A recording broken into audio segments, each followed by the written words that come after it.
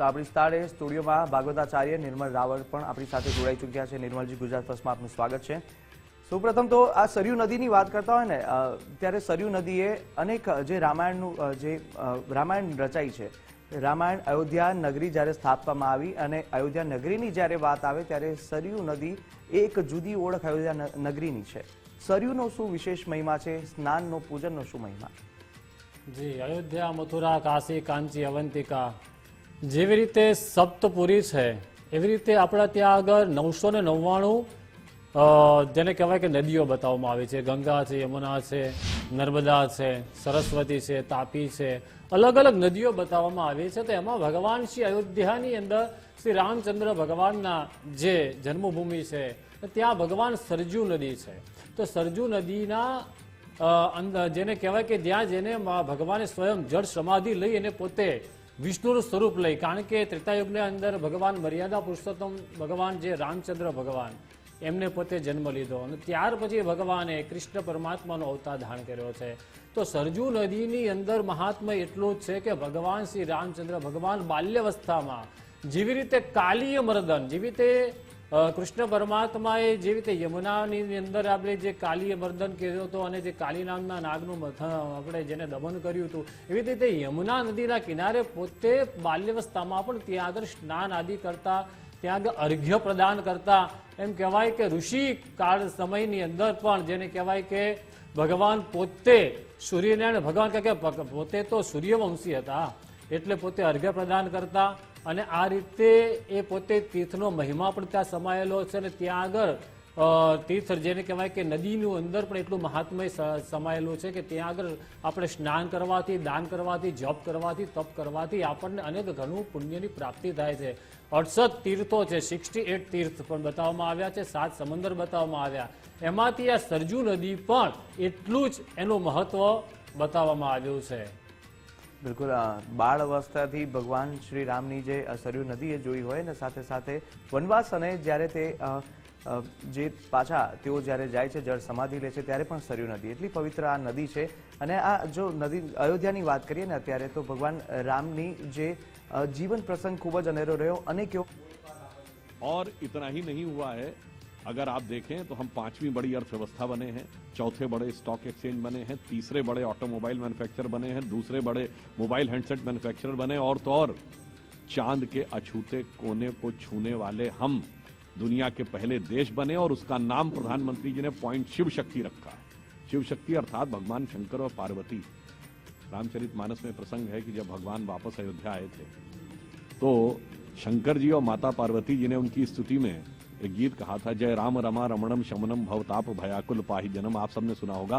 तो आज मुझे ऐसा लगता है कि जब भारत की शक्ति चंद्रमा तक पहुंच के पॉइंट शिव शक्ति के रूप में वैसा ही आशीर्वाद आज राम मंदिर की प्राण प्रतिष्ठा के समय प्राप्त हो रहा होगा कि मानो उसी रूप में भगवान शंकर हमको आशीर्वाद दे रहे हैं। तो मैं कह सकता हूं कि भारत का परिवर्तन की, भारत के गौरव की भी प्राण प्रतिष्ठा हो चुकी है। तो एक पंक्ति में अगर कहना चाहूं कि अरुण गगन पर महाप्रगति का अब ये मंगल गान उठा, करवट बदला अंगड़ाई ली सोया हिंदुस्तान उठा। सर 24 घंटे से भी घटना हो रहा है। अभी अमेरिका से भी तस्वीर आई थी, वहाँ पे भी पूरे काफिले निकल रहे हैं, लोग हर्ष हो रहे हैं। लेकिन यहाँ भारत में बैठे कुछ विपक्ष के लोग तमाम सवाल खड़े करते हैं। वो कभी कहते हैं ये बीजेपी का इवेंट है, कभी बताते हैं, कभी दान के अस्तित्व पे सवाल खड़े करते थे। आज ये इस तरह की बातें कर रहे हैं, इनके बारे में क्या? देखिए, मैं कहना चाहूंगा कि जब आज श्री राम जन्मभूमि न्यास ने पूरी उदारता का परिचय दिया, सबको इन्वाइट किया है, गोली चलाने वालों को भी, यहां तक कि जो मंदिर पक्ष के विरुद्ध के पक्षकार थे इकबाल अंसारी, उसको भी इनवाइट किया है और वो भी आ रहे हैं। मुझे लगता है, और आपको एक और बात बता दूं कि जो सबसे पहले मूर्तियां प्रकट हुई 22-23 दिसंबर 1949 की रात, तो उसकी सबसे पहले गवाही किसने दी थी? यूपी पुलिस के एक सिपाही ने, जिसने कहा था कि मुझे दिव्य रोशनी नजर आई और जब वो रोशनी हटी तो वहां पर श्री राम लला विराजमान थे। उसका नाम था अब्दुल बरकत। अब्दुल बरकत को रोशनी 1949 में दिख गई थी, मगर इन लोगों को रोशनी 2024 तक नहीं दिख पा रही है। ये इसलिए नहीं हो पा रहा है क्योंकि इनके पास वह भक्ति की दृष्टि नहीं है। तो मैं कहना चाहूंगा अभी सब लोगों से कि हम सबके प्रति कोई बैर भाव नहीं रखते, जो कहा गया बैर न कर काहू सन कोई राम प्रताप विषमता खोई। किसी से कोई विषमता नहीं है, किसी से कोई बैर नहीं, पर उनसे मैं अनुरोध करना चाहूंगा कि मन की सारी कुटिलता और राजनीति की सारी कुटिलता को छोड़कर भगवान को भजिए, तो आपको भी अच्छी गति प्राप्त होगी। जो कहा गया है अजहु तात भज तज कुटिलाई राम भजे गति के ही नहीं पाई, तो उसके तरफ आप आइए। और फिर भी मैं कहता हूं मन ना हो तो बेमन से आ जाइए, क्योंकि तुलसीदास ने कहा है तुलसी अपने राम को रीज भजे चाहे खीज, खेत पड़े पर जामी है उल्टा सुल्टा बीज। खेत में अगर बीज पड़ जाता तो कुछ तो उगाता है, रीज के न भजो, हम तो रीज के भज रहे हैं, आप खींच के भजो तो भी स्वागत है। તો હતા સુધાંશુ ત્રિવેદી કે જેમણે કહ્યું કે આજે જે ભારતનો જે રૂપરંગ બદલાઈ રહ્યો છે જ્યારે રામ મંદિરની પ્રતિષ્ઠા થઈ રહી છે, પ્રાણ પ્રતિષ્ઠા બાદ જે ભારતનું એક અલગ જ રૂપ જોવા મળશે હવે. અને આપણી સાથે દર્શનભાઈ પણ જોડાઈ ચૂક્યા છે. દર્શનભાઈ, સંસ્કૃતિની જો વાત કરીએ, ભારતનું રંગરૂપ બદલાવાની જો વાત કરતા હોય આપણે, જ્યારે રામ રાજ્યની વાત કરતા હોય, રામ રાજ્ય ચાલો પાછું આવી રહ્યું છે, પરંતુ આ જે ફ્લો છે તેને જાળવવો કેટલો જરૂરી છે. એક સુધી જો આ એવું નથી કે આ એક મહિના બાદ જો આપણે બધા ભૂલી જઈએ અને પાછા આપણે આપણી જે સંસ્કૃતિ છે તેને વિસરતા જઈએ, પરંતુ શું લાગે છે કે હવે આગળ જે જમાનો આવશે, જે યુવાનો છે તેને કેવી રીતે જાળવી રાખે? થોડી મજાકની વાત કરું, આપણે કહીએ ને ગુજરાતી આરંભી સુરાન પાછળથી સુરસુરિયા, તો હવે સુરસુરિયું નથી કરવું. બહુ વર્ષ થઈ ગયા આપણી ઉપર ભાગલા પાડો ને રાજ કરો એની બહુ જ વાતો થઈ. રામ મંદિર બન્યું, આપણને બધાને એક બનાવ્યા છે, આપણને બધાને નેક બનાવ્યા છે. રામ મંદિરને કારણે આપણે બધું સાફ સૂફ કર્યું છે, હવે જાળવી રાખીએ, આપણા છોકરાઓને શીખવાડીએ. મને 100% વિશ્વાસ છે કે આજથી 15 વર્ષ પછીનું ભારત છે ને સલામત ભારત હશે, સ્વચ્છ ભારત હશે, કેમ કે છોકરાઓ એમના સ્કૂલમાંથી આ શીખી રહ્યા છે. પણ આપણે શું કરશું? અત્યારના છે વોટ્સઅપ ફોરવર્ડ કરીને ભૂલી નથી જવાનું. એટલે આ જે વસ્તુ થઈ 22મી તારીખ તો ઉજવી, પણ એને પછી 200 વર્ષ સુધી જાળવી રખાય ને એટલું મજબૂત કરી નાખશું ને, અને એ વિશ્વભરમાં ફેલાવાનું છે. આપણો એકડો મજબૂત કરી અને પછી બાજુવાળાની પાર્ટી જોઈશું ને સાહેબ, તો આપણે મજબૂત બનશું. એટલે એક થઈએ અને એક રહીએ, એ બહુ જરૂરી છે. એટલે તો જે સોમનાથ તૂટ્યું, કે જે પછી આપણી માતા બહેનોને સતી થવું પડ્યું ને, એવા દિવસ ફરી નહીં આવે. જોઈન થાવ, બધા સ્વનિર્માણ થઈ જશે અને જોડે જોડે રાષ્ટ્ર નિર્માણ પણ થશે. જય હિન્દ. બિલકુલ દર્શનભાઈ, ખૂબ સરસ વાત કરી કે આપણે પાછળથી સુરસ્યું નહીં થવાનું, આ વખતે આપણે જોડાઈને રહેવાનું છે અને આપણી સંસ્કૃતિ છે તેને આગળ લઈ જવાની છે ને સદીઓ સુધી આ સંસ્કૃતિ ફરીથી સનાતની જે આપણે પૂર્વજોએ પાળતી આવ્યા છે તે ફરીથી યાદ કરીને તેને વિસરવા ન દેવું, એ આપણી વાત બરાબર છે. આપણી સાથે જોડાયેલા છે નિર્મલભાઈ પણ. અને નિર્મલભાઈ, સૌથી પહેલા વાત આવે ને, હરિ અનંત હરિકથા અનંત. અનેક જે હરિની કથા છે અનંત છે, કથા અનંત કરતા એ છે ને ઘણું બધું શીખવા મળે છે. રામાયણનો એવો કયો પ્રસંગ છે કે જે ખૂબ જ સારો માની શકાય અને તેમાંથી અનેક એવા બોધ લેવા જેવા છે? જી, રામાયણની અંદર તો આમ તો બધા જ એવા પ્રસંગો છે કે જેને આપણે એના ભૂતો અને ભવિષ્યથી, રામચંદ્ર ભગવાન સ્વયં જે છે એ મર્યાદા પુરુષોત્તમ છે, પણ એનો એક અતૂટ જે ભક્તિનો જે પ્રસંગ છે, એમ કહેવાય કે જ્યારે 14 વર્ષના વનવાસની અંદર તેમને મિત્રને કેવી રીતે મિત્રતા એમને રાખી, પછી જે આપણે એમને જે ભક્તિ દ્વારા જે એમના સેવકો હતા એની જોડે ભક્તિથી કેવી રીતે એમની જોડે જોડાયા, તો સુગ્રીવનો પ્રસંગ છે, હનુમાનજીનો પ્રસંગ છે. એવી જ રીતે એક મને સબરીનો પ્રસંગ યાદ આવે. એ જ્યારે બાલ્યાવસ્થાથી લઈને વૃદ્ધાવસ્થા સુધી જે પોતે મેરે શ્રી રામ આएंगे, મેરે શ્રી રામ આएंगे, આજે જે ગલીએ ગલીએ નારા જે લાગી રહ્યા છે કે ભારત કા હર બચ્ચા જે બોલ રહ્યા કે જય જય શ્રી રામ, આ રીતે જે છે એ શબરી જે છે શ્રી રામ શ્રી રામ શ્રી રામનું રટન કરતા હતા બાલ્યાવસ્થાથી લઈને વૃદ્ધાવસ્થા સુધી.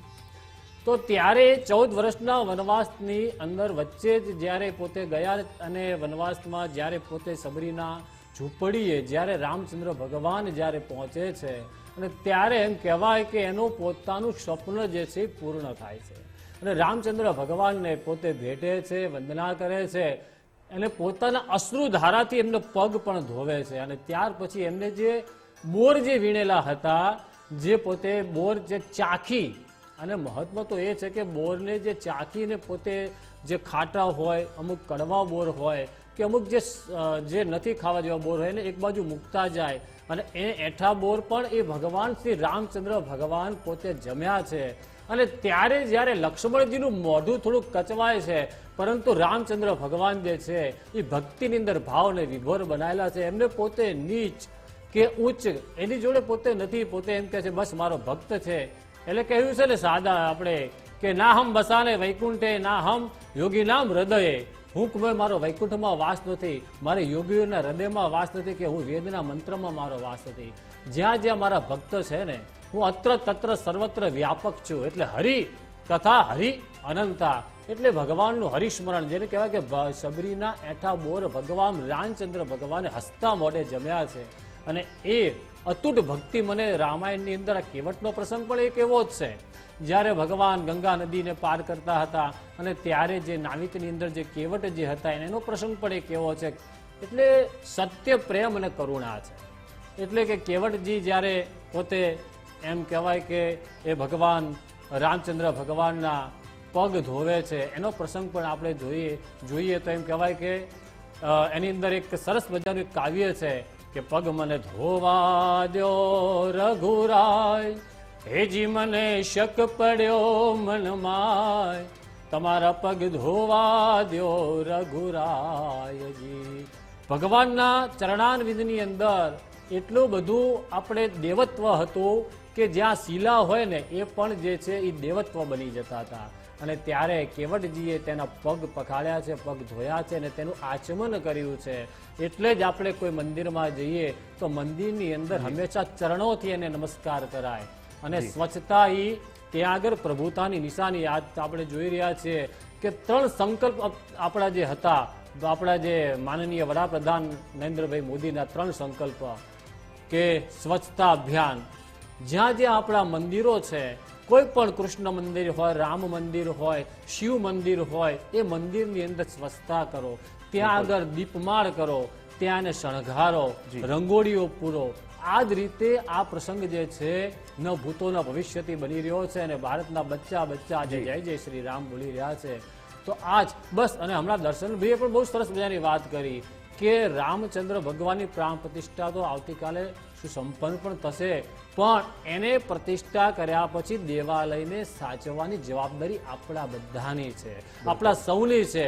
જેથી ધર્મો રક્ષતી રક્ષિત, ધર્મનું આપણે રક્ષણ કરીશું તો એની આપણી પરંપરા ચાલુ રહેશે. અને 15 વર્ષ નહીં, પણ હું તો કહું છું કે યાવત ચંદ્ર દિવાકર, સૂર્ય અને ચંદ્ર જ્યાં સુધી છે ત્યાં સુધી આપણી ધર્મના પાયા.